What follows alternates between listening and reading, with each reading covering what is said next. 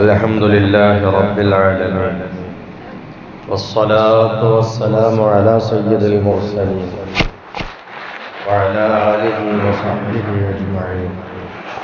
أما بعد فأعوذ بالله من الشيطان الرجيم. بسم الله الرحمن الرحيم. إنهم كانوا يسارعون في الخيرات ويدعوننا رغبا ورهبا وكانوا لنا خاشعين. صدق الله مولانا العظيم. دخل رسول الله صلى الله عليه وسلم على شاب يعوده وهو في الموت فقال له: كيف تجدك؟ فقال: أخاف ذنوبي وأرجو رحمة ربي. فقال النبي صلى الله عليه وسلم: ما اجتمع في قلب عبد في مثل هذا الموطن إلا أعطاه الله ما يرجو وأمنه مما يخاف. ബഹുമാനമുള്ള മുഅ്മിനീങ്ങളെ, അല്ലാഹുവിൻ്റെ അനുഗ്രഹങ്ങളും ഖൈറാത്തുകളും നമ്മിലേക്ക് അവൻ ധാരാളമായി നൽകട്ടെ. ഒരുപാട് വിഷയങ്ങളിൽ ഇടപെടുന്ന നമുക്ക് അവയിലെല്ലാം വിജയം പ്രദാനം ചെയ്യട്ടെ. സതുപദേശങ്ങളുടെ കൂട്ടത്തിൽ അബ്ദുല്ലാഹി ഹദ്ദാദ് തങ്ങൾ രക്ഷകാരികളായ കുറേ കാര്യങ്ങൾ എണ്ണി പറയുന്നത്. അതിലൊന്നാണ് ഇന്നലെ നമ്മൾ പറഞ്ഞ തൗബ. ഇന്നലെ ഞാൻ രണ്ടാമത് മഹാനവറുകൾ പറയുന്ന രക്ഷാകാരികളായിട്ടുള്ള കാര്യങ്ങളിൽ നമുക്കുണ്ടാകേണ്ട ഒരു മാനസിക നിലയെക്കുറിച്ചാണ് പറയുന്നത്. അത് ഭയവും പ്രതീക്ഷയും, ഇത് രണ്ടും നമ്മുടെ രക്ഷകാരിയാണ് എന്ന്. ഭയം, എന്തിനെ ഭയം? അല്ലാഹു ശിക്ഷിക്കുമെന്നുള്ള ഭയം. എൻ്റെ അടുത്തുനിന്ന് വന്ന അപാകതകൾക്ക്, തെറ്റുകൾക്ക് അല്ലാഹുവിൽ നിന്ന് ശിക്ഷ കിട്ടും എന്ന ഭയം. അതോടൊപ്പം പ്രതീക്ഷ. ഭയം മാത്രമായിട്ട് കഴിയാൻ പറ്റില്ല, നമുക്ക് മനസ്സിന് സമാധാനം ഉണ്ടാവില്ല. ഭയവും ഉണ്ടാവണം, പ്രതീക്ഷയും വേണം. പ്രതീക്ഷ എന്ന് പറഞ്ഞാൽ അല്ലാഹു വലിയ കാരുണ്യവാനല്ലേ, ഓ പൊറുക്കാത്ത തെറ്റില്ലല്ലോ, ഞാൻ ചെറിയൊരു അടിമയല്ലേ, അല്ല വിചാരിച്ചാൽ എന്തും പൊറുക്കുമല്ലോ, അവൻ എനിക്ക് പുറത്തു തരും എന്ന പ്രതീക്ഷ. ഇത് രണ്ടും ഉണ്ടാവും ഒരു മുഅ്മിനിന്റെ മനസ്സിലുണ്ടാവും. ഇത് നമ്മളെ രക്ഷപ്പെടുത്തുന്ന കാര്യമാണ്. ഇതിന് വിപരീതമായി ഒരാൾക്ക് പ്രതീക്ഷ മാത്രമായിട്ട് കഴിഞ്ഞു പോവുകയാണ്, അയാൾക്ക് വിജയം കിട്ടില്ല, പരാജയമാണ്. ഒരാൾക്ക് ഭയം മാത്രമാണുള്ളത്, പ്രതീക്ഷ ഒട്ടുമില്ല, എങ്കിലും അവന്റെ കാര്യം കഷ്ടം തന്നെയാണ്. അപ്പൊ അത് വളരെ പ്രധാനപ്പെട്ട ഒരു സ്വഭാവമാണ്, മാനസിക നിലപാടാണ്. അത് നമ്മളും കൈപ്പറ്റണം. അത് തിരുദൂതർ അല്ലാഹു പരിശുദ്ധ ഖുർആനിലൂടെ അമ്പിയാക്കളുടെ സ്വഭാവം പറഞ്ഞിട്ടാണ്. അവരുടെ ഗുണങ്ങൾ, അവരുടെ മഹത്വങ്ങൾ, അതിൽ പ്രധാനപ്പെട്ട് അല്ലാഹു തആല എണ്ണി പറഞ്ഞൊരു വിഷയമാണ് ഈ പറഞ്ഞത്. അവർക്ക് ഈ രണ്ട് ഗുണങ്ങളും വേണ്ടതുപോലെ മേടിച്ച ആളുകളായിരുന്നു മുർസലീങ്ങൾ. സൂറത്തുൽ അംബിയ എന്ന് പറയുന്ന ഒരു അധ്യായം തന്നെ, സൂറത്ത് തന്നെ ഖുർആനിൽ അൽ അംബിയ, പ്രവാചകന്മാർ എന്ന് പറഞ്ഞു. അതിലെ ഒരു ഭാഗമാണ് കേൾപ്പിച്ചത് ഞാൻ. ഇന്നഹും കാനൂ യുസാരിഊന ഫിൽ ഖൈറാത്ത്. അംബിയ മുർസലീങ്ങളെ പറ്റി പറയാം. അവര് നന്മപരമായ കാര്യങ്ങൾ അത് വളരെ വേഗത്തിൽ ചെയ്ത് അതെല്ലാം സമ്പാദിച്ചു കൂട്ടുന്ന ആളുകളായിരുന്നു അംബിയാക്കൾ. അവിടെയാണ് അവര് നമ്മോട് പ്രാർത്ഥിച്ചു കൊണ്ടിരിക്കുകയാണ്. റഹബൻ വറഹബൻ, പ്രതീക്ഷയോടും ഭയത്തോടും കൂടെ. അപ്പൊ അംബിയാ മുർസലീങ്ങൾ അല്ലാഹുവിനോട് ദ്വാരക്കുമ്പോൾ ആ ദ്വായിലും അവർക്ക് ഈ രണ്ട് ഗുണങ്ങളുണ്ട്. അള്ളാഹുവിൽ പേടിയുണ്ട്. പഠിച്ചോനെ, എന്റെ വൈകല്യം കൊണ്ട്, എന്റെ തെറ്റുകൊണ്ട് എന്റെ ദുആ സ്വീകരിക്കപ്പെടുമോ, അല്ലെങ്കിൽ എന്റെ ഇബാദത്ത് തള്ളിപ്പെട്ടു പോകുമോ എന്നൊരു ഭയം ഉണ്ടാകണം. അല്ല, റബ്ബിന്റെ കാരുണ്യം എനിക്ക് ഉണ്ടാകും. അവൻ കാരുണ്യവാനാണ്, ഏത് തെറ്റും പൊറുക്കുന്നവനാണ്. എന്നുള്ള ഒരു പ്രതീക്ഷയും. അപ്പൊ അംബിയാ മുർസലീങ്ങൾ അവരെ കുറിച്ച് അള്ളാഹു പറയുന്നു, അവർ പ്രാർത്ഥിക്കുന്നത് തന്നെ റഗബൻ വറഹബ, ഭയത്തോടും പ്രതീക്ഷയോടും കൂടിയിട്ടാണ്.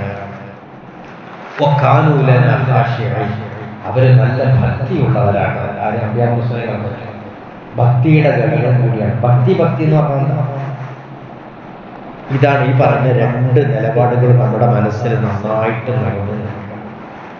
അപ്പൊ നമുക്ക് അല്ലാഹുവിനെ കുറിച്ചുള്ള നല്ല മതിപ്പ്, നല്ല ബഹുമാനം, അവനെ കുറിച്ചുള്ള ഭയം, ഇതൊക്കെ നമ്മുടെ ഹൃദയത്തിൽ ഒരുമിച്ച് വരുമ്പോ നമ്മൾ വളരെ ഭക്തരായി മാറും. അതാണ് അഭ്യാസത്തെ കുറിച്ച് അല്ലാഹു അങ്ങനെ വിശേഷിപ്പിച്ചിട്ടുള്ളത്. മനസ്സിന്റെ ബാലൻസ് കൂടിയാണ് ഈ രണ്ട് സ്വഭാവം ഉണ്ടാവണം എന്ന് പറയുന്നത്. നമ്മൾ ദുനിയാവിലെ ജീവിതം തന്നെ എടുത്തു നോക്കാം. ഒരു മനുഷ്യരെ എപ്പോഴും നിരാശയാണ്. നമുക്ക് ഏത് വേലയിലാണ് ഏർപ്പെടാൻ കഴിയുക, ഏത് ജോലിയിലാണ് ഏർപ്പെടാൻ കഴിയുക, അവർക്ക് കല്യാണം കഴിക്കാൻ കഴിയോ, വീടുണ്ടാക്കാൻ കഴിയോ, മക്കളെ പോറ്റാൻ കഴിയോ, സാമൂഹികമായി ഇടപെടാൻ കഴിയോ, ഒന്നും കഴിയില്ല. കാരണം എന്താ, അവർക്ക് എപ്പോഴും ഒരു തരം ഭയം അവനെ പിടികൂടിയിരിക്കുന്നു, ഒരു നിരാശ. ഞാനിത് ചെയ്തിട്ട് കാര്യമല്ല, ഞാൻ എവിടെ പോയിട്ടും ഒരു വിജയമല്ല, അങ്ങനെ പറഞ്ഞ് ഇരിക്കുകയാണെങ്കിൽ പിന്നെ അവരുടെ ജീവിതത്തിൽ വിജയം ഉണ്ടാവില്ല. അപ്പൊ മനുഷ്യന്റെ മനസ്സ് താളം തെറ്റുന്നതിനെ ബാലൻസ് ചെയ്ത് നിലനിർത്താനുള്ള ഒരു മരുന്ന് കൂടിയാണ് മനസ്സിന് എപ്പോഴും ഈ രണ്ട് നിലപാടുകൾ ഒരുമിച്ചുണ്ടാകുന്നത്. നമുക്ക് നിരാശയും ഭയവും മാത്രമല്ല ഉണ്ടാവുക, പ്രതീക്ഷ ഉണ്ടാവുക. അതുണ്ടാവുമ്പോ ഇല്ല, ഇന്നത്തെ പരാജയം നാളെ എനിക്ക് വിജയം കിട്ടും, ഇന്നിങ്ങനെ കുറച്ച് കുറവുണ്ട്, നാളെ എനിക്ക് കൂടുതൽ കിട്ടും എന്നൊരു പ്രതീക്ഷയ്ക്ക് പോകുമ്പോഴല്ലേ നമ്മൾ എന്തിനും ജാഗ്രതയോടുകൂടി ഇറങ്ങി പുറപ്പെട്ട് പ്രവർത്തിക്കുള്ളൂ. അപ്പൊ ദുനിയാവിലെ ജീവിതത്തിലെ ബാലൻസിനും ഇത് അനിവാര്യമാണ്. ജീവിതത്തിലുടനീളവും പ്രത്യേകിച്ച് മരണവേളയിലും ഈ ഒരു നിലപാട് നമുക്ക് ഉണ്ടാവാൻ സാധിക്കണം. അങ്ങനെ ജീവിതത്തിലുടനീളവും ഇത് വേണം, പ്രതീക്ഷയും ഭയവും രണ്ടും വേണം. പ്രത്യേകിച്ച് മരിക്കാൻ കിടക്കുമ്പോൾ വേണം. ചിലർക്ക് മരിക്കാൻ കിടക്കുമ്പോൾ തീർത്തും നിരാശ മാത്രമാണ്. അയ്യയ്യേ, ഞാൻ എന്നെ പഠിച്ചവനും എന്താക്കിക്കളയും, നരകത്തിലിട്ടാളെയും, എന്നെ ശിക്ഷിച്ചാളെയും, ഞാൻ ഒരുപാട് തെറ്റ് ചെയ്തു പോയി. തീരെ ഒട്ടും പടച്ചവനിൽ പ്രതീക്ഷയില്ലാത്ത രൂപത്തിൽ അങ്ങനെ ആകാൻ പാടില്ല. നല്ലൊരു സംഭവം ആണ് നേരത്തെ നിർമ്മിച്ചത്. തിരുനബിയുടെ ഹദീസിൽ വന്നിട്ടുള്ളത് എന്താണ്? ഒരിക്കൽ ഒരു യുവാവ് അയാളുടെ രോഗം കാണാൻ വേണ്ടിയിട്ട് അല്ലാഹുവിന്റെ ദൂതർ പോയി. രോഗം നല്ല കലശലായ രോഗമാണ്, മരണത്തിലേക്ക് അടുക്കുന്ന രോഗം. അവിടെ ചെന്നിട്ട് കാല രോഗവും കൈഫ തയ്യതുക്ക തിരുനബി വന്നിട്ട് ചെന്നിട്ട് ചോദിച്ചു, എന്താ അവസ്ഥകളൊക്കെ, നിങ്ങളുടെ അവസ്ഥ എന്താണ് നിങ്ങൾക്ക് അനുഭവപ്പെടുന്നത് എന്ന് ചോദിച്ചു. അപ്പൊ ചെറുപ്പക്കാരൻ പറഞ്ഞു, അഹാബി ദൂതരെ, ഞാനൊരു ചെറുപ്പക്കാരനാണ്, പല തെറ്റും കുറ്റമൊക്കെ എൻ്റെ അടുത്തുനിന്ന് സംഭവിച്ചു പോയതിൽ എനിക്ക് അങ്ങേയറ്റത്തെ പേടിയുണ്ട്. ശിക്ഷിക്കപ്പെടുമോ, എൻ്റെ തെറ്റുകൾക്ക് ശിക്ഷിക്കപ്പെടൂലേ എന്നുള്ള ഭയം എനിക്കുണ്ട്. പക്ഷേ എൻ്റെ റബ്ബിന്റെ കാരുണ്യത്തെ ഞാൻ പ്രതീക്ഷിക്കുന്നുണ്ട് ദൂതരെ എന്ന് പറഞ്ഞാൽ, അല്ലാഹു ശിക്ഷിക്കുമോ എന്ന ഭയവും എനിക്കുണ്ട്, അല്ല അവന്റെ റഹ്മത്ത് എനിക്ക് കിട്ടും എന്ന പ്രതീക്ഷയും ഉണ്ട്. ഇതാണ് ഇപ്പൊ എന്റെ അവസ്ഥ എന്ന് പറഞ്ഞപ്പോൾ അവിടെ വെച്ച് തിരുദൂതർ പറഞ്ഞു,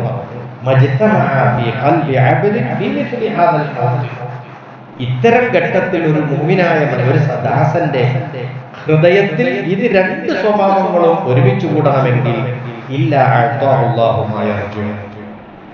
അവന്റെ പ്രതീക്ഷക്കൊത്ത് അല്ലാഹു നീങ്ങാതിരിക്കൂല.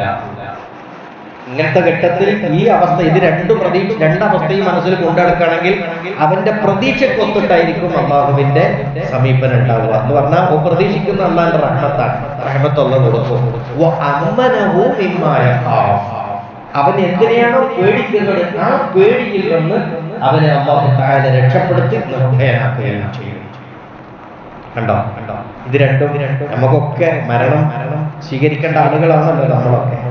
നമ്മളെന്തെങ്കിലുമൊക്കെ തെറ്റും കുറ്റമൊക്കെ ചെയ്യുന്നു, അപ്പോഴൊക്കെ നമ്മൾ പടച്ചോൻ എന്നെ കൈയൊഴിയില്ല, അവന്റെ കാരുണ്യം എനിക്ക് കിട്ടും എന്ന ആ ഒരു നിലപാടിൽ. എന്നാൽ ആ റഹ്മത്ത് അല്ലാഹ് നമ്മളുടെ വിചാരം എന്താണ്, നമ്മുടെ പ്രതീക്ഷ എന്താണ്, അതുപോലെ അവർക്ക് തരും എന്ന് മുത്തുനബി സ്വല്ലല്ലാഹു അലൈഹി വസല്ലമ തങ്ങൾ നമുക്ക് പഠിപ്പിച്ചു തന്നു. ആ യുവാവിനോട് പറഞ്ഞത് നമുക്കുള്ള പാഠം കൂടിയാണ്.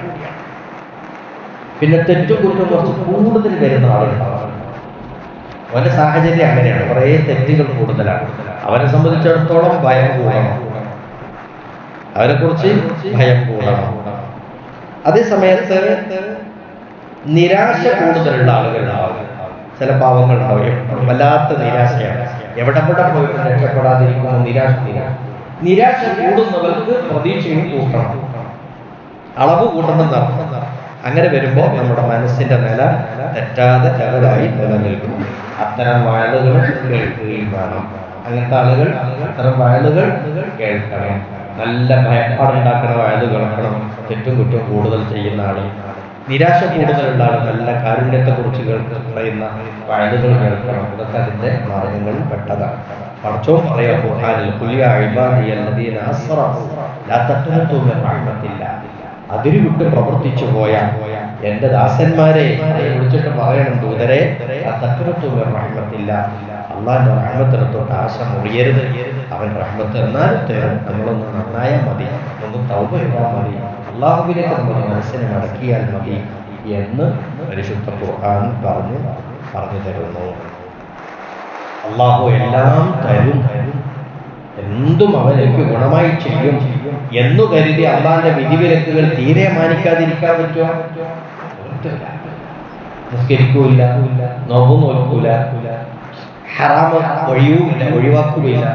എന്താ ഉപചാരം ആ പഠിച്ചോ നല്ലോണം തരും എന്ന് പറഞ്ഞിട്ട് അള്ളാന്റെ വിധിവിലക്കുകൾ മാനിക്കാതിരിക്കുക എന്നുള്ളത് ചതിയാണ്. അതിൽ പെട്ടുകൊണ്ട അതും ഖുർആൻ പറഞ്ഞു,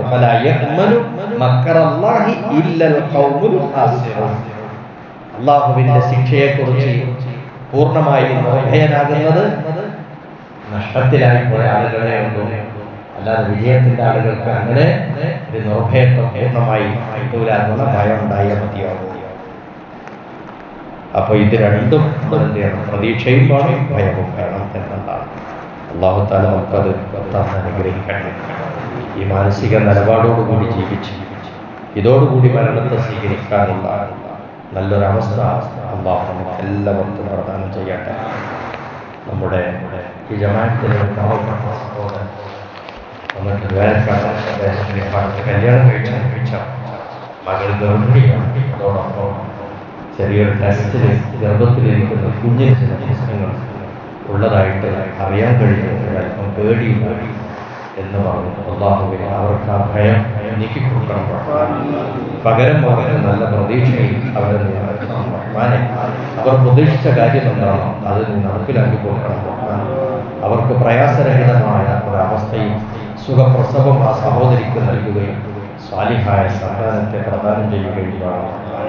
ഞങ്ങൾക്കെല്ലാവർക്കും നീ ദുനിയാവിൽ തന്ന നിഅമത്തുകൾ നിലനിർത്തുകയും നീ തന്ന മക്കളെ എല്ലാവരെയും നല്ലവരാക്കുകയും ഞങ്ങൾക്ക് തന്ന അറിവും കഴിവും എനിക്ക് വെളിപ്പെടുന്ന രൂപത്തിൽ ആക്കിത്തരികയും ചെയ്യണം. റഹ്മാനേ, വആഖിറു ദഅ്വാനാ അനിൽ ഹംദുലില്ലാഹി റബ്ബിൽ ആലമീൻ.